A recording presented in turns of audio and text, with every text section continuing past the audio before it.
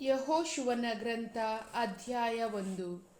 ಸರ್ವೇಶ್ವರ ಸ್ವಾಮಿ ತಮ್ಮ ದಾಸ ಮೋಶೆ ಮರಣ ಹೊಂದಿದ ಮೇಲೆ ಅವನ ಶಿಷ್ಯನಾದ ನೂನನ ಮಗ ಯೆಹೋಶುವನಿಗೆ ಹೀಗೆಂದು ಆಜ್ಞಾಪಿಸಿದರು.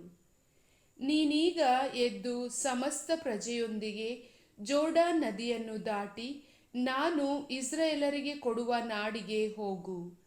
ನಾನು ಮೋಶೆಗೆ ಹೇಳಿದಂತೆ ನೀವು ಕಾಲಿಡುವ ಸ್ಥಳವನ್ನೆಲ್ಲ ನಿಮಗೆ ಕೊಟ್ಟಿದ್ದೇನೆ. ಬೆಂಗಾಡು ಹಾಗೂ ಲೆಬನೋನ್ ಪರ್ವತದಿಂದ ಯುಪ್ರಟಿಸ್ ಮಹಾನದಿಯವರೆಗಿನ ಹಿತ್ತಿಯರ ನಾಡೆಲ್ಲ ನಿಮ್ಮದಾಗುವುದು. ನಿಮ್ಮ ಸೀಮೆ ಪಶ್ಚಿಮ ದಿಕ್ಕಿನ ಮಹಾಸಾಗರದವರೆಗೆ ವಿಸ್ತರಿಸಿಕೊಳ್ಳುವುದು. ನಿನ್ನ ಜೀವಮಾನವಿಡೀ ಯಾರೊಬ್ಬನೂ ನಿನ್ನನ್ನು ಎದುರಿಸಿ ನಿಲ್ಲನು. ನಾನು ಮೋಶೆಯ ಸಂಗಡ ಇದ್ದ ಹಾಗೆ ನಿನ್ನ ಸಂಗಡವೂ ಇರುವೆನು. ನಿನ್ನನ್ನು ಕೈಬಿಡುವುದಿಲ್ಲ, ನಿನ್ನನ್ನು ತೊರೆದು ಬಿಡುವುದಿಲ್ಲ. ಸ್ಥಿರಚಿತ್ತನಾಗಿರು, ಧೈರ್ಯದಿಂದಿರು, ಏಕೆಂದರೆ ನಾನು ಈ ಜನರ ಪೂರ್ವಜರಿಗೆ ಪ್ರಮಾಣ ಮಾಡಿಕೊಟ್ಟ ನಾಡನ್ನು ಇವರಿಗೆ ಸ್ವಾಧೀನಪಡಿಸಬೇಕಾದವನು ನೀನೇ. ನನ್ನ ದಾಸನಾದ ಮೋಶೆ ನಿನಗೆ ಬೋಧಿಸಿದ ಧರ್ಮೋಪದೇಶವನ್ನು ಮಾತ್ರ ಸ್ಥೈರ್ಯದಿಂದ ಪರಿಪಾಲಿಸು. ಅದನ್ನು ಬಿಟ್ಟು ಎಡಕ್ಕಾಗಲಿ ಬಲಕ್ಕಾಗಲಿ ಹೋಗಬೇಡ. ಆಗ ನೀನು ಎಲ್ಲಿ ಹೋದರೂ ಕೃತಾರ್ಥನಾಗುವೆ. ಈ ಧರ್ಮಶಾಸ್ತ್ರ ಸದಾ ನಿನ್ನ ಬಾಯಲ್ಲಿರಲಿ. ಹಗಲಿರುಳು ಅದನ್ನು ಧ್ಯಾನಿಸು.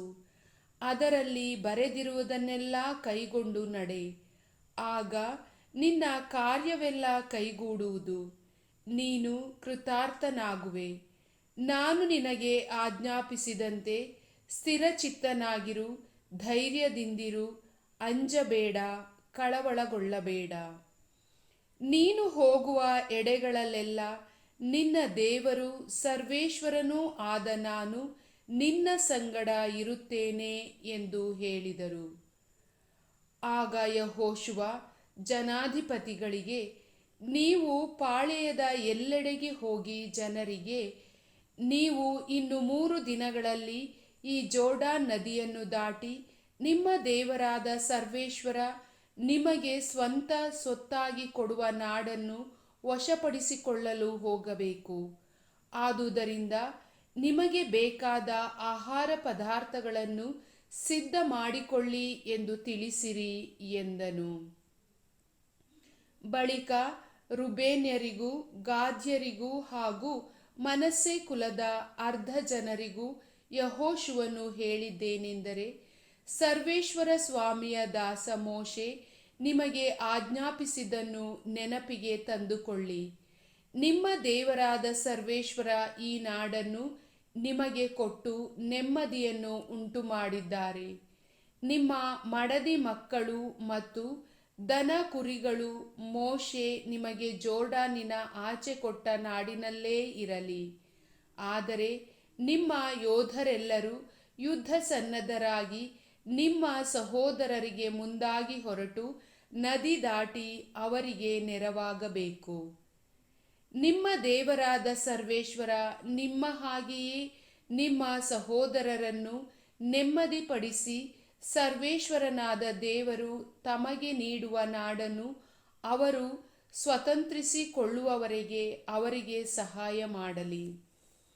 ತರುವಾಯ ಸರ್ವೇಶ್ವರನ ದಾಸ ಮೋಶೆ ಜೋರ್ಡಾನಿಗೆ ಈಚೆ ಸೂರ್ಯೋದಯದ ದಿಕ್ಕಿನಲ್ಲಿ ನಿಮಗೆ ಕೊಟ್ಟ ಸ್ವಂತ ನಾಡಿಗೆ ಹಿಂದಿರುಗಿ ಬಂದು ಅದನ್ನು ಅನುಭವಿಸಬಹುದು.